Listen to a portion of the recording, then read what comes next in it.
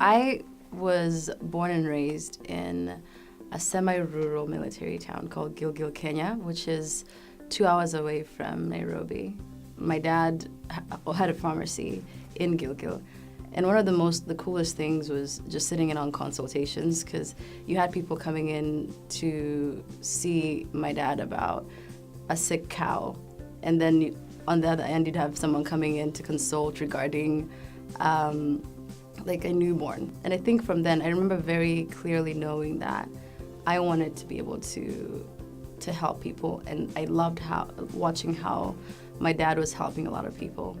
And I moved to the US at the age of 14 just to continue my education here. As an undergrad, I studied microbiology, and I also did a co-major in international studies. And I always found myself gravitating to adding something else on. So I took community health and development, and I remember discovering that I really was passionate about healthcare. And I was passionate about the youth and began to lay the foundation for a project called My Africa, My Voice that I started right after completing my undergraduate degree. So My Africa, My Voice is a project that is focused on youth activism for healthier communities. One of the things that we first do is we go into classrooms and we talk to the students about what they think the biggest issues are in the community. We take the idea that a lot of the youth find to be most important, and we mentor them through the implementation of that project. And after starting the project, My Africa, My Voice, I was introduced to an organization called the Harambee Entrepreneur Alliance, an organization that identifies young African professionals from different parts of Africa. I got to see people who are not just at the idea stages of how they wanted to leave a legacy, but they were in the trenches working to improve lives. And one of the things that I noticed was a lot of the individuals who were there had some kind of background in business, and many of them actually had MBAs, and like I would listen to them talking and I would really love their idea. And then they would get into the technicalities of how they were doing it. They would talk about supply chain management and marketing and all of these things. And I couldn't connect the dots beyond a certain point. And that planted a seed in my mind that maybe an MBA would be something that I could do sometime later down the line.